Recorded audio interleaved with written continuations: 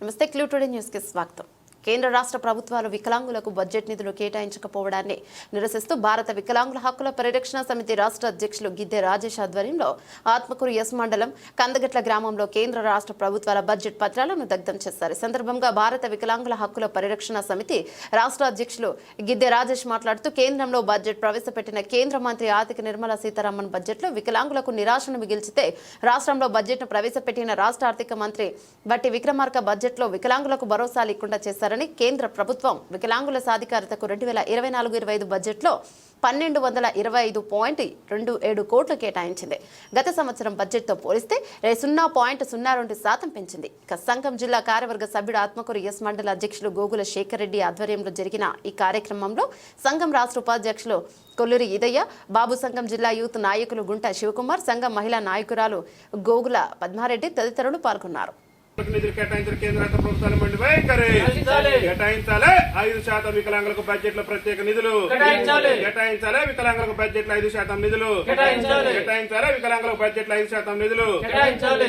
ఈ రోజు భారత వికలాంగుల హక్కుల పరిరక్షణ సమితి ఆధ్వర్యంలో ఏదైతే కేంద్ర ఆర్థిక శాఖ మంత్రి నిర్మలా సీతారామన్ గారు ఈ మధ్య కాలంలో ప్రవేశపెట్టినటువంటి బడ్జెట్ లో వికలాంగుల సమాజానికి మరి నిధులు కేటాయించకుండా నిరాశ మిగిల్చడం పట్ల భారత వికలాంగుల హక్కుల పరిరక్షణ సమితి రాష్ట్ర కమిటీ పక్షాన మేము పూర్తి స్థాయిలో ఖండిస్తూ ఈ రోజు ఏదైతే కేంద్ర మంత్రి నిర్మలా సీతారామన్ గారు, నరేంద్ర మోడీ గారేమో దీన్ దయాళ్ పునరావాస పథకాన్ని గొప్పలు చెప్పుకునే ప్రయత్నం, దేశం మొత్తం కూడా మేము వికలాంగులకు అది చేస్తున్నాం ఇది చేస్తున్నామని గొప్పలు చెప్పుకునేటటువంటి ప్రయత్నం చేస్తున్నారు. మరి కేంద్ర ప్రభుత్వం ప్రవేశపెట్టినటువంటి బడ్జెట్ లో ఆ యొక్క పునరావాస పథకానికి సంబంధించినటువంటి దాంట్లో కూడా నిధుల కేటాయింపులో కేంద్ర ప్రభుత్వం నిర్లక్ష్యం వహించి వికలాంగుల సమాజాన్ని చిన్నచూపు చూస్తుంది. గతంలో వికలాంగులను క్రీడా రంగంలో ప్రోత్సహిస్తున్నామని చెప్పేసి నరేంద్ర మోడీ ప్రభుత్వం గొప్పలు చెప్పుకుంటుంది.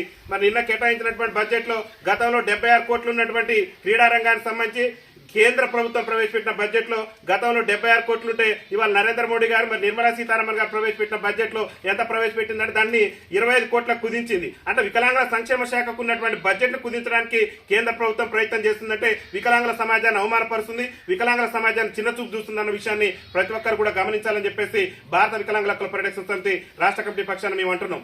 ప్రధానంగా ఇంకొకటి, పెన్షన్ పెంపు సంబంధించి కేంద్ర ప్రభుత్వం ఇస్తున్నటువంటి పెన్షన్ వాటా ఇప్పటి వరకు కూడా 300 రూపాయలు మాత్రమే కేంద్ర ప్రభుత్వం పెన్షన్ లో వాటా ఉన్నది. ఆ పెన్షన్ 3,000 పెంచాలని చెప్పేసి మా భారత వికలాంగుల హక్కుల పరిరక్షణ సమితి డిమాండ్ చేస్తుంది. దానికి సంబంధించి కేంద్ర ప్రభుత్వం తీసుకొచ్చినటువంటి బడ్జెట్ లో రూపాయి కూడా కేటాయించకుండా వికలాంగుల సమాజాన్ని అవమానపరచడం పట్ల మేము భారత వికలాంగుల హక్కుల పరిరక్షణ సమితి రాష్ట్ర కమిటీ పక్షాన పూర్తి స్థాయిలో తప్పుపడుతున్నాం. అట్టడుగు నుండి ఈ సమాజంలో 76 ఏళ్ల నుంచి కూడా రాజ్యాధికారానికి దూరమై దుర్భర జీవితాలు గడుపుతున్నటువంటి వికలాంగుల సమాజానికి బడ్జెట్ లో నిధులు కేటాయించవలసినటువంటి మరి ప్రధానమంత్రి నరేంద్ర మోడీ ప్రభుత్వం ఉన్నటువంటి నిధులనే కుదించేటటువంటి ప్రయత్నం చేయడం అనేది చాలా దుర్మార్గమైనటువంటి ప్రయత్నం అని చెప్పేసి మేము భావిస్తూ ఇవాళ కేంద్ర ప్రభుత్వం ఏదైతే బడ్జెట్ పెట్టిందో ఆ బడ్జెట్ పత్రాలను కూడా దగ్ధం చేస్తున్నాం. ఇక మన రాష్ట్ర ప్రభుత్వం విషయానికి వచ్చేసరికి రాష్ట్ర ఆర్థిక శాఖ మంత్రిగా ఈ రాష్ట్ర ఉప ముఖ్యమంత్రిగా ఉన్నటువంటి బట్టి విక్రమార్క గారు ఏం చేసిందంటే, బట్టి విక్రమార్క గారు గతంలో ఓటాన్ అకౌంట్ బడ్జెట్ లో భరోసా ఇవ్వలేదు. మరి ఈ బడ్జెట్ లో అన్న భరోసా ఇస్తారని చెప్తే ఈ బడ్జెట్ లో కూడా బట్టి విక్రమార్క గారు భరోసా ఇవ్వకుండా మరి కాంగ్రెస్ పార్టీ చెప్పింది అసెంబ్లీ ఎన్నికల ముందు ఏం చెప్పిండు, ఆనాడు పిసిసి అధ్యక్షుడు ఉన్నటువంటి రేవంత్ రెడ్డి గారు మేము అధికారంలోకి వస్తే వికలాంగుల పెన్షన్ 6,000 చేస్తాం, ఖచ్చితంగా ఇది 100 రోజుల్లోనే మేము గ్యారంటీలలో ఇదొక భాగం మేము దీన్ని అమలు చేస్తాం అన్నారు. వికలాంగులకు ఉచిత రవాణా ఇస్తున్నాడు, వికలాంగుల బ్యాక్లాగ్ ఉద్యోగాలు భర్తీ చేస్తున్నాడు.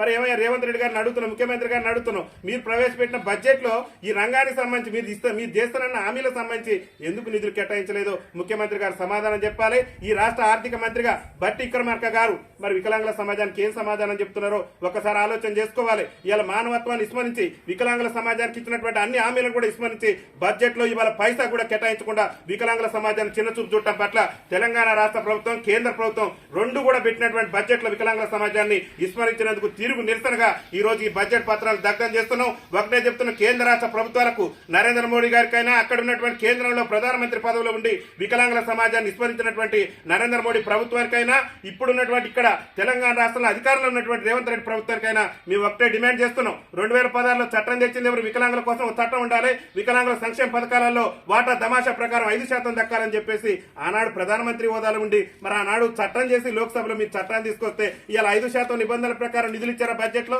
నిర్మలా సీతారామన్ గారు కానీ, నరేంద్ర మోడీ ప్రభుత్వం కానీ, నరేంద్ర మోడీ కేబినెట్ కానీ, బీజేపీ పార్లమెంట్ సభ్యులు కానీ ఆలోచన చేసుకోవాలి. అరే మనం వికలాంగులకు ఇచ్చినటువంటి హామీలన్నింటి కూడా విస్మరిస్తున్నాం, వికలాంగుల సమాజాన్ని మోసం చేస్తున్నాం చెప్పేసి ఇవాళ వాళ్ళు ఇప్పటికన్నా కన్విప్పు కలిగి వికలాంగుల సంక్షేమ శాఖకు ప్రత్యేక బడ్జెట్ ను కేటాయించేందుకు అంటే బడ్జెట్ పత్రాలను ఒక దేశంలో కేంద్ర ఆర్థిక మంత్రి ప్రవేశపెట్టినటువంటి బడ్జెట్ పత్రాలను దగ్ధం చేసే దుస్థితి ఈ దేశంలో ఉందంటే మరి ఈ సమాజం ఎడిపోతుంది, ఈ దేశం ఎడిపోతుందో ఒక్కసారి ఆలోచన చేయాలని చెప్పేసి భారత వికలాంగుల హక్కుల పరిరక్షణ సమితి రాష్ట్ర కమిటీ పక్షాన మేము కేంద్ర రాష్ట్ర ప్రభుత్వాన్ని డిమాండ్ చేస్తూ రేవంత్ రెడ్డి గారికి కూడా చెప్తున్నాం. హామీలన్నీ 3 నెలలు అమలు చేస్తాం, మేము మొత్తం కూడా 100కి మేము ఇచ్చిన గ్యారెంటీలు 6 గ్యారెంటీలన్నీ కూడా అమలు చేస్తున్నాం.